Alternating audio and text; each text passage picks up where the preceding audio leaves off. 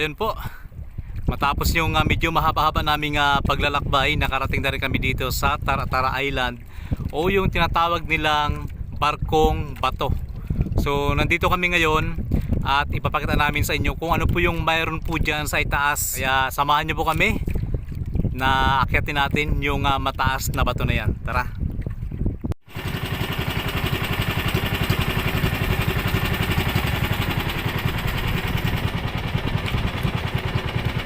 Ayun, padaong na kami sa Barkong Bato. At ang nakakatuwa dito, may daanan talaga, parang barkong-barko talaga.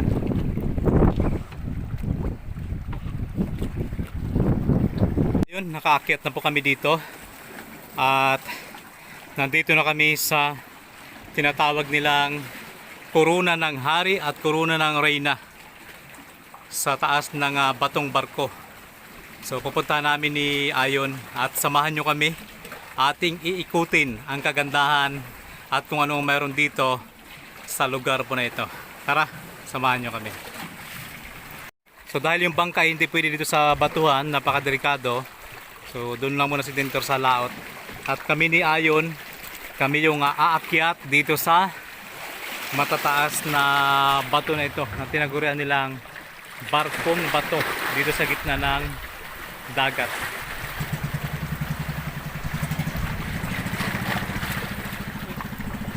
Ayan, may laman. May shield oh. Ayan, may laman. Sige, patong mo lang muna dyan. Mamaya kunin natin. Ito yung itaas ng bato.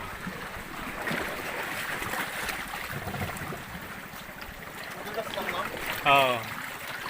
Dito dandahan lang talaga dahil medyo madulas.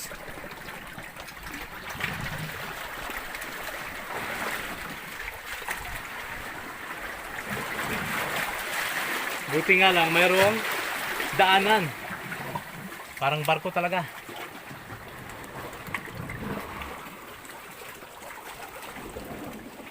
Daming shell.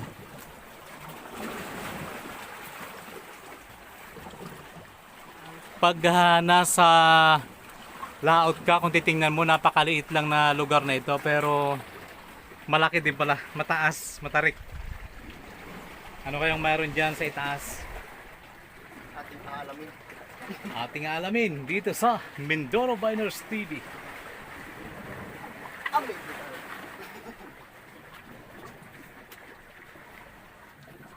Muli po, happy anniversary Mindoro Biners TV YouTube channel.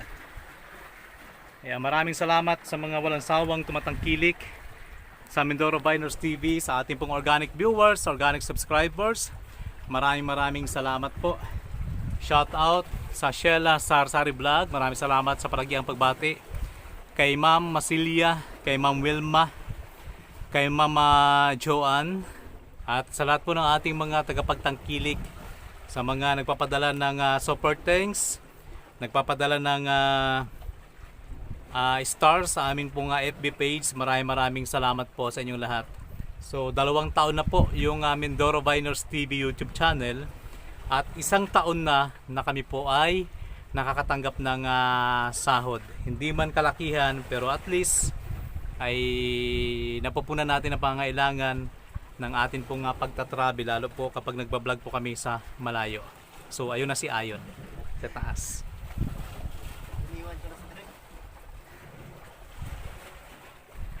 So nandito na kami sa itaas, doon kami galing, doon kami dumaan. At yun yung paligid ng maliit na isla na ito. At yan naman yung mga matataas na bato.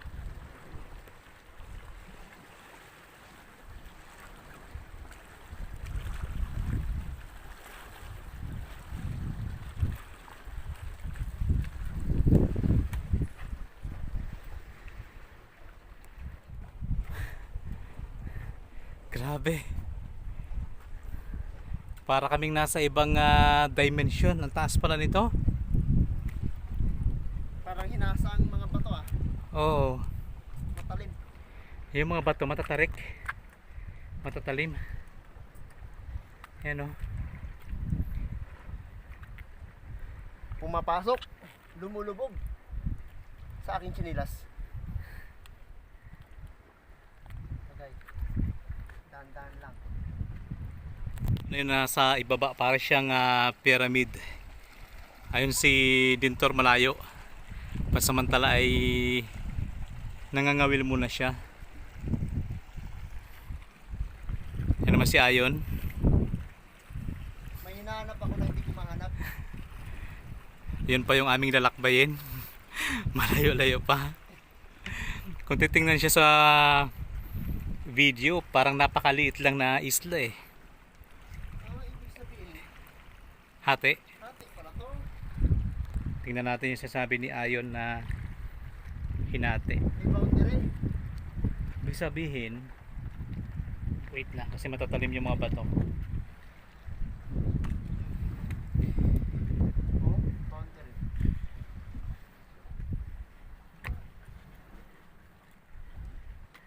Ay, oo nga. Oo nga, no?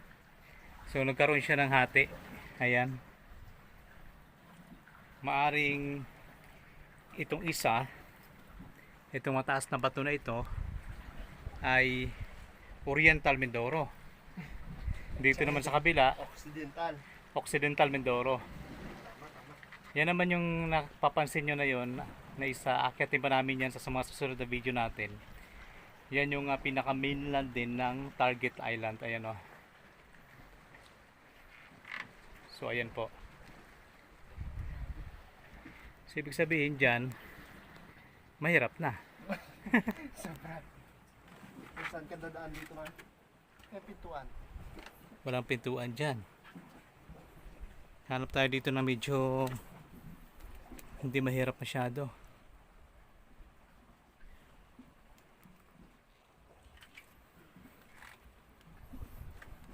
Tarik oh. Parang sa lahat ng mga inakyat natin, ito yung pinakamataas, no? At saka ito yung pinakamatarik. Kaya At pinakamatalim. matatalim pa yung mga bato. Yung mga bato oh. Sobrang tatalim. Nagkataon na pudpud ng spike ng aking Tsinelas. tsinelas. Kaya talagang pumapasok yung Doon, pwede yata sa baba. kuweba. May kuweba. Kuweba. Sa ilalim ng mga bato. May nakita ako kanina. Para siyang malaking butiki na parang tuko. So yun lang yung nakikita namin dito na hayop pala ka, malalim pala yan. Ano yun? May tunog. Mga ibon. Ibon? Oo. Katakot. Oh, ganito yung ibon dito eh, parang Jurassic. Ayan oh, sobrang lalim na kuweba yan. So ayan po, may nakita kaming kwintas na gawa sa bato. Nakatuhog rin siya sa may nylon, pero ang nakapagtataka lang, ito po ay mahirap gawin kung tao talaga ang gumawa. Maaring sa kalikasan to or kwintas ng mga sirena at shokoy, kasi dito po ay mayroong kuweba. Diyon sa ibaba ay mayroon pong tubig. Ayan o. Pero malinaw ang tubig sa ilalim. Ibig sabihin, pag pumasok pala dyan, maganda. Tsaka yung green na green, mga bato. Oo. Ayan o. Pwede kayang pasukin yan. Pwede yan, oh. Babaan ka? Ayun pa, yun pa yung aming pupuntahan. Yung pinaka corona, you know. Kapag nasa malayo ka, yung bato na yan, ang hugis niya parang corona ng ng queen, you know. Ayun. Sige, pupuntahan natin yung sinasabi ni Ayon na korona ng reyna at hari. Ako nandito sa taas, si Ayon na sa ibaba na. Ang dami ng mga nagliliparang ibon. So, ibig sabihin, dyan sa unahan, may mga itlog sila. Ito pala yung pinakadaan niya. Oo. Ginawan din ng daanan kasi nag-usap yung Oriental at Occidental Mindoro na paggawan nila ng tulay. Pwede, pwede. Tapang ni Ayon, no? So, off ko muna yung cellphone dahil ako naman yung tatawid dyan sa lugar na yan. Doon kami galing kanina ni Ayon. Tapos dyan kami tumawid. Si Ayon nandoon sa kabila na Kabitin. Delikado dyan yun. Hindi na ako pwedeng pumalik. So ayan si Ayon.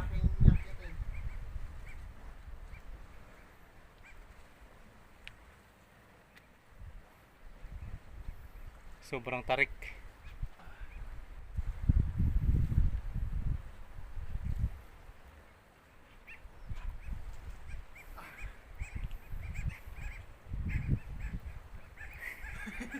Ang problema nito kung paano ako bababa. Si Ayon nandun na. Yan, nandito na ako sa pinakataas. Nandun naman si Ayon. Yun pa yung papuntahan namin. Sobrang tarik niyan. Yan ang tinatawag na korona ng hari at korona ng reyna. So sana ay matawid namin. Lumalakas na yung hangin. Saan kaya ako dadaan dito? Talim. Ayan po, sa itaas po ng bato ay mayroon pong tubig. So ayan po, kung mapapansin natin, tubig tabang sa gitna po ng bato. Dito po sa taas ng bato na napapaligiran po siya ng tubig dagat. Ayan. Pero ito, tinikman ko kanina, ay tubig tabang. Kaya kung kayo ay mapadpad sa lugar na to at bigla kayong nauhaw, mayroon po kayong maiinom na tubig. Siguro ito po ang iniinom ng mga ibon na nandito ngayon. Si Ayon, kung ano lang yung ginagawa niya dyan. Parang tatalo na siya.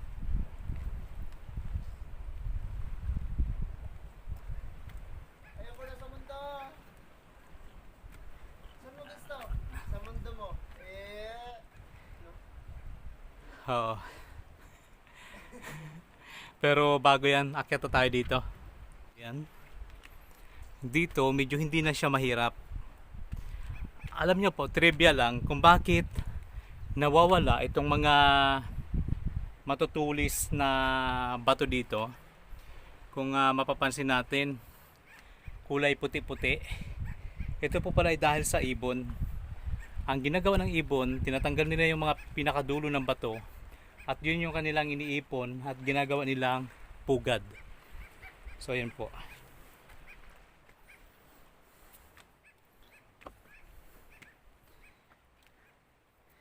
Kaya dito hindi na masyadong matulis yung mga bato.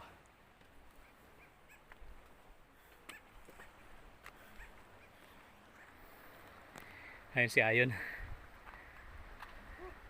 Dapat may plug tayo dito eh. Kaya nga. Nakamit na natin ang tagumpay. Grabe, super taas. Nakakapagod. Ilang mga isla na rin yung naakyat namin. Yung pambihirang akyatin noon ay nagawa namin ngayon. Doon lang kami galing sa kabila yun, sa mga tataas na bato. Sa video parang wala lang eh, pero pag dito ka, sobrang tarik. So ayan, nandito na kami sa pinakaitaas. Nandito na kami sa Koronang Hari. Wow! Astig! Sobrang ganda sa lugar na to. Super taas. Ang taas! Grabe! Sarap ng hangin. Nadarapa ko na. Astig, ito na yun. Ito na ngayon. So ito yung sinasabi ko, mga pugad siya ng ibon pero wala nang itlog. Ayan. Gano'n ng ano. Ito pala sinasabi ni Dreamart na pinakamataas na bato na naakyat nila. Titingnan sa video ay napakababa lang. Siguro may mga itlog pa dyan. Kasi tayong mga ibon na nagliliparan eh. Ayan, ito yung tinatawag nilang Koronang Hari. Tingnan mo doon yan. Tingnan natin. Grabe no. Napaka-imposibleng maakyat namin. Wala na. Hindi na nila tag-itlogan yan. Kaya Talagang bahay lang talaga dito. ah,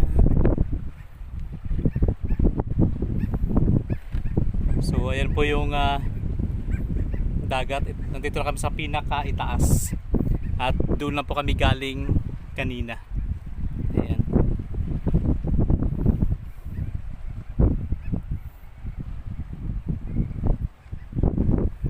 So ito na yon, ang sinasabi nilang korona ng hari at reyna. Ayun yung mga mangingisda, yun naman yung mga ibon. Kaya siguro nagliliparan sila kasi ito yung bahay nila. So, napapaligiran po ng dagat. Ito pong malaking bato sa lugar po na ito. Ayan.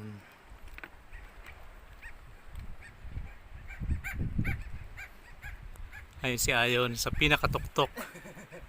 Wala lang kaming dalang watawat eh. Sayang. Sayang. So bibilangin namin pala yung mga napuntahan naming mga ganitong lugar na naakyat namin para may patunay kami na yung isang lugar ay naakyat na namin. So yun si Drake. Ano nasa binti mo, Drake? Nagpilot kasi si Drake kagabi. Kasi daw masakit yung kanyang katawan. So hinilot natin. Ngayon, nasa galaan na naman. Nasa akyatan. Yan, tulad na yan. Mamaya magpapahilot na naman yan. Magre-reklamo na naman yan ng masakit ng kanyang paa. Pero pagkabukas, makikita mo sa akyatan. Grabe oh. Tatalim ng bato na. Sakit sa paa. Lalo na yung chinilas ko ay wala nang spike. Lumulubog na yung bato. Yan, nagharap si Derek ng madadaanan niya. Grabe. Tatalim ng mga bato dito. Yun, si Derek.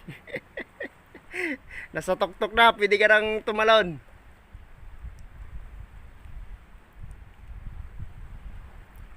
Aba, puso.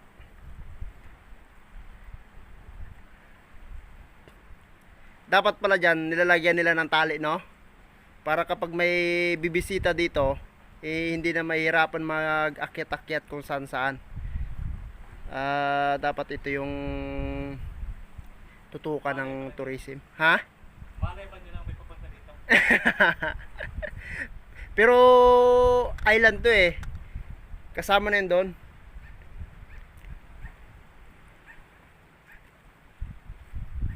Ingat yun dyan, Drake. Masyadong ano dyan, mabangin. Yan. Nasa oriental na sa Drake.